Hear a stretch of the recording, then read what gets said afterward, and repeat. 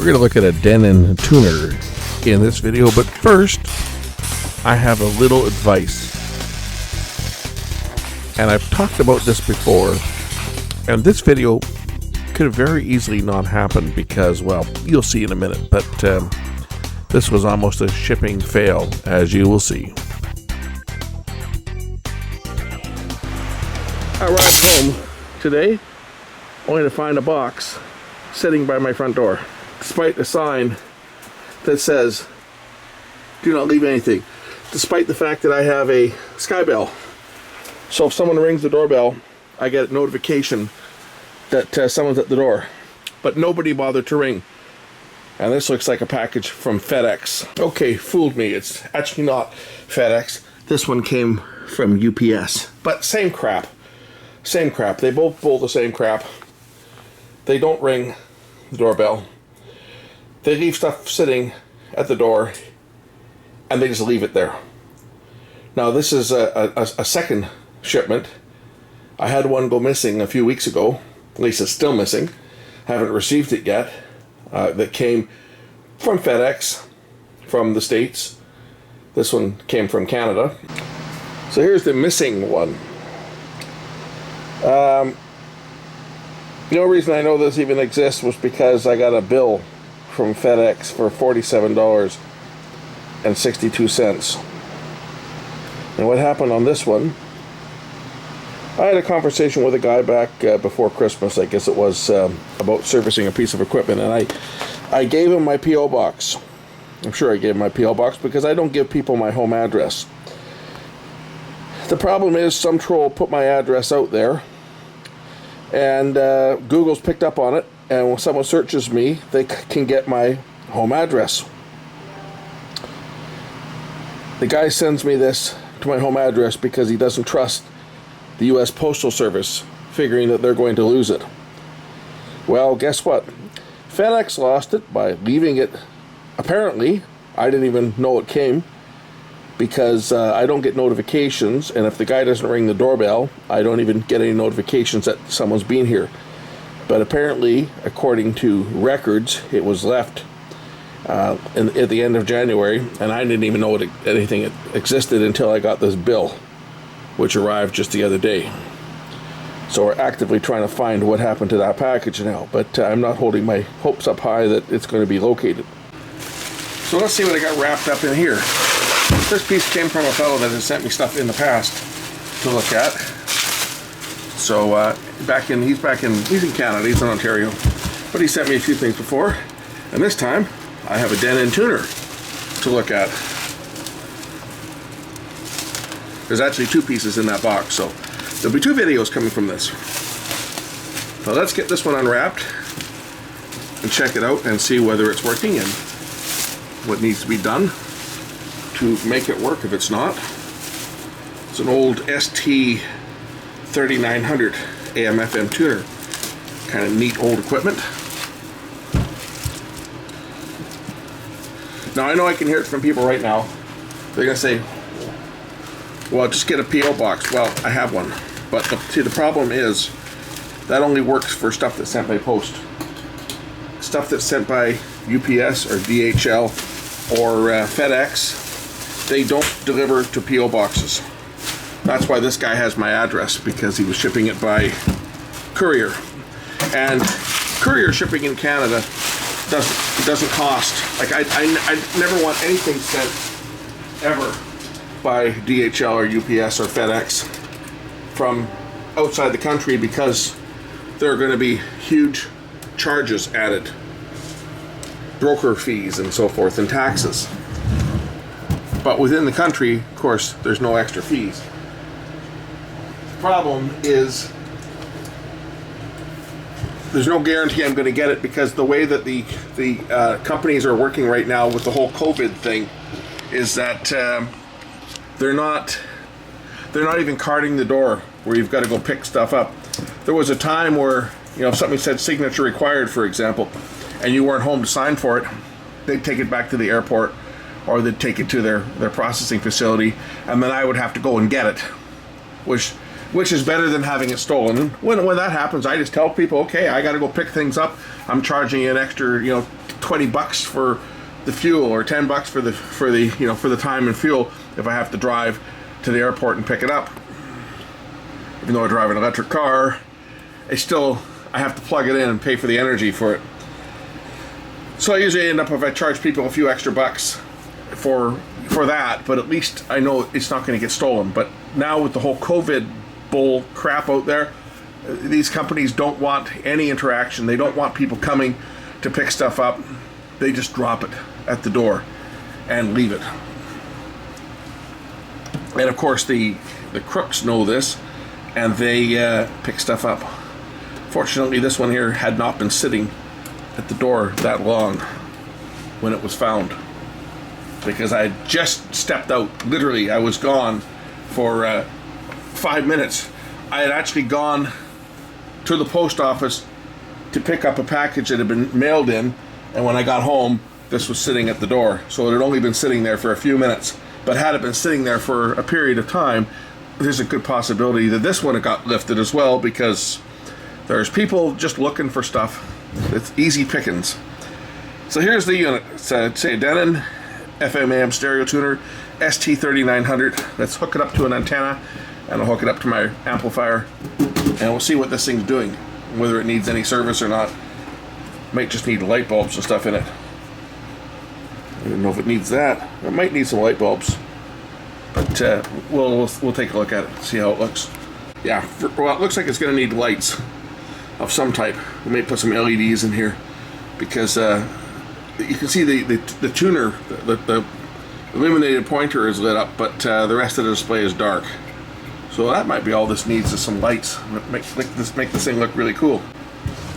I'm having to use a manual screwdriver because, believe it or not, I actually had to charge my cordless screwdriver.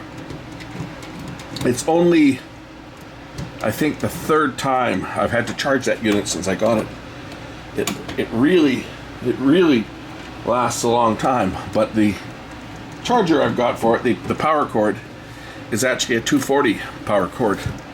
So I have to run it through a 120 to 240 step-up transformer in order for it to give me the correct voltage to charge the battery. It was the cordless driver I've got. It was one of these promo units that was sent. I think I even got it from Banggood, but it was either Banggood or IC Station. I think Banggood sent me that one, but unfortunately they sent it to me with a European plug instead of a North American plug, and it's a transformer, not a switching regulator. It's not on switch mode. It's a transformer class 2. So the voltage is important. Okay, it screws out of the top. Let's take a look inside this unit. You see probably a mostly empty box. Well, it's half empty. I've seen less in the box than this, but there's not a lot to this. This board is relatively bare, as you can see. I was wrong. I'm not usually wrong, but I am in this case. Doesn't look like this unit's got any lights on it. Look at the display. The only light on this is the light on the pointer. There's the FM stereo light here. I don't see any light at all on the display, which is kind of odd. I expected that there would be some lights, even if the lights just shine across the top here to reflect down onto the display. But this is the printed scale that's just on top here. It's just a metal strip. You can see it's held in place by 2 screws. There's the pointer. There's no lights on this thing. That is weird. You know, I would have fully expected that there would have been some lights in this thing, but there's not. So this one here, I guess, doesn't get any lights. I'm going to hook it up to my antenna now and just see whether it's actually working. I think this unit probably works. Just may need some controls cleaned on it. The first thing I've noticed on this unit is that the dial is off a bit. See, this is 99.3 FM that I'm trying to tune in, and it picks it up here. It picks it up down at Let's go to 101.1. So there's 101.1 right there, and I'm talking over this just so that I don't get hit with copyright. So air check just generates a tone, right? But that should be 101.1. Let's see what 96.9 looks like.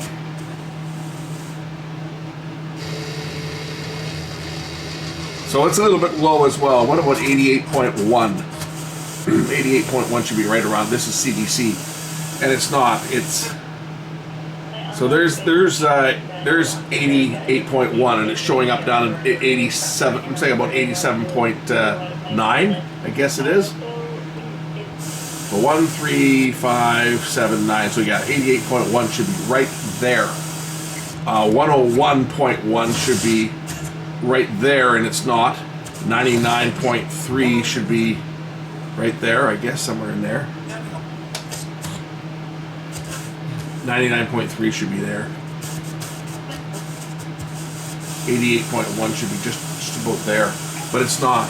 So the tuning capacitor is a little bit off. So let's just see whether we can tweak this and get it right on frequency.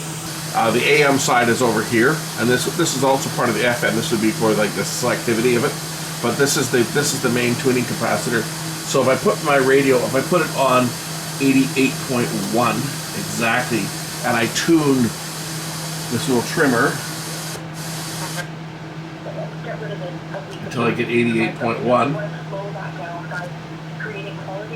About the ratio of sugar to water. So it is one part sugar, 4 parts water.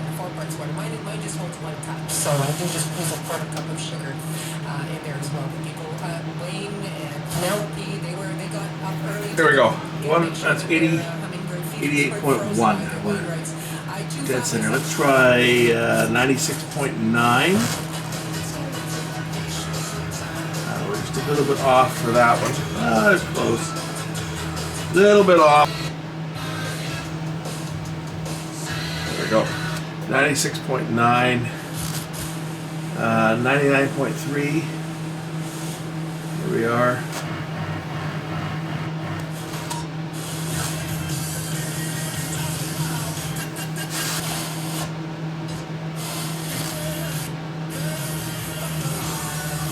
You typically want to do this right in about the middle of the band if possible, and then check the either side. 101, 101.1.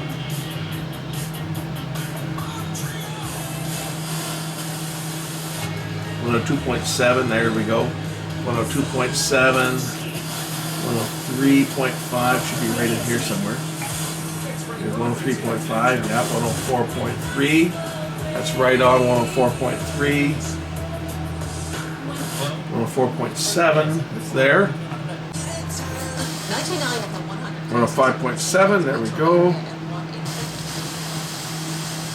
And where the heck's the other one? I don't have much of an antenna on here, so I'm only going to get the stronger signals. 96.9, there we go, there's 96.9 right there. 92.9 should be right in here, which it is. 88.1, there we go, there's 88.1. So we're right on 88.1. Will we get my 87.5? I think that's my 87.5. Right there, that should be my test transmitter. Yeah, it is.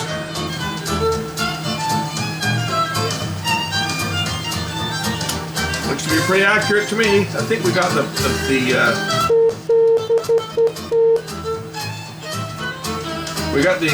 calibration done now for FM. Check the AM one. This might be hard.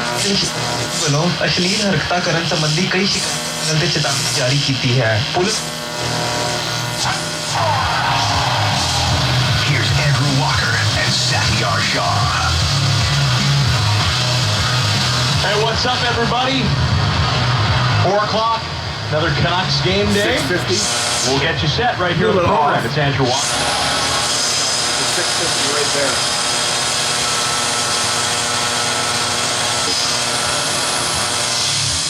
It's been an interesting couple days As it sat, because it's like the calm before the storm. We're used to the Canucks playing, well, it feels like every day. So for AM, finally they get a couple days. And I'm adjusting the they practice, AM oscillator, which is the family, that one there. So it has been paramount that it will be tonight. That's the trimmer for AM, And all of this and that's leads up to 650. So 690, 730, Any new issues? Are you stuck in a new? 980 should be up here. 980. There is an AM 1000, but we don't get it. It's Seattle. 1040. We have to get music on AM for one more day. That's the station. If any of you guys in Canada will know what happened on Tuesday, I'll tell you the story for those outside of Canada. But on Tuesday, Bell, who owned TSN Sports Radio, took the sports radio station off the air in Vancouver. Tuesday morning. How's this for a kick in the... Tuesday morning, while the morning hosts were on the air, their morning show runs from 6 until 10 o'clock in the morning. Tuesday morning, 9 a.m., while they're talking remotely, they were pulled off the air, and an announcement was played that said that the station was changing format, followed by Green Day's Good Riddance. If that isn't a slap in the face, good riddance. And the station is going to be a comedy station starting tomorrow, actually. Tomorrow morning at 7 o'clock, they are going to become a full-time comedy station. But for one more day in the Vancouver market, we get a music station on AM. Everything else is talk. 11:30 news. Particularly in parts of the free. The talk station. And President Trump saying that there's Bloomberg Radio. My little transmitter's not on the air right now, otherwise it would be there. And then Direct deals, direct furniture, direct photo, direct furniture. and a couple of stations on the high end of the band. We saw how he riled them up with corrosive lies and violent rhetoric.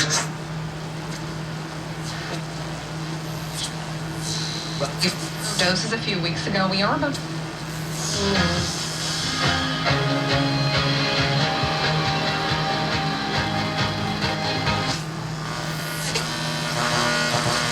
Debris.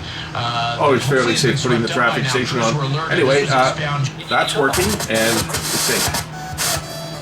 FM is working now, and everything is centered where it's supposed to be, and that's really the only thing I can find wrong with this. I said I was expecting to put some lights in this thing, but I don't think I'll be putting any lights in because this doesn't have any lights on the display. The display is actually lit by the pointer. Kind of weird, you know, that's how your dial is lit. It's lit by this thing.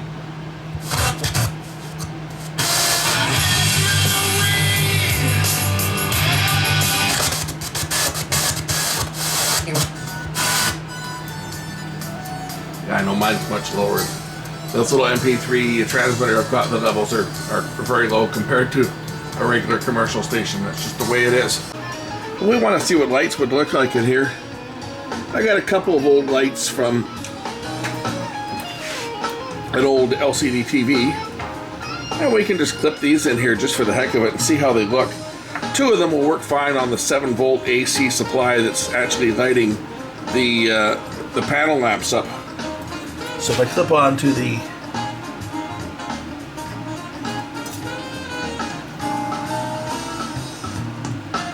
I'd have to rectify it, but because they flicker, but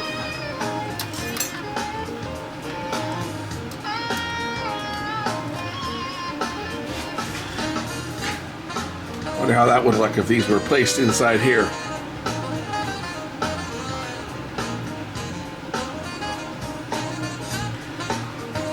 I wonder how that would look. Let's take a look at how that looks. Actually, they don't look too bad. thing with these LEDs that came out of a TV is that they've got these filters on the front, so they shine the light out all the way around. So they give a good light. You can see the light from this is sent out in a narrow beam. So if they were placed inside here, inside the cover for example, they would actually reflect quite nicely onto the display. Or even if they were placed right along here, it would shoot the light quite nicely into the front and give it an even illumination. But that was more for a, what would they look like? Am I going to do it? No, I'm not, because this unit, it did not have any internal lights on that dial. So putting any lights on there is going to make the unit not original. And we want to keep the unit stock. We want to keep the unit looking like it looked when it was new. And that means no additional lights. The light that lights up the dial is this light here, which is in the pointer, and the rest of the dial remains dark. That's how this unit came from the factory. That's how it's leaving. The only thing I've had to do on this was just set up the calibration for the dial. These things drift after a number of years, right? So just a little bit of drift over the years. Other than that, this unit here is working great. It's picking up all the stations. I'm just using a 12-inch piece of wire for FM, and it's picking everything up. But you can see it's quite the simple circuit. There's not a lot in here. There's just a couple of ICs.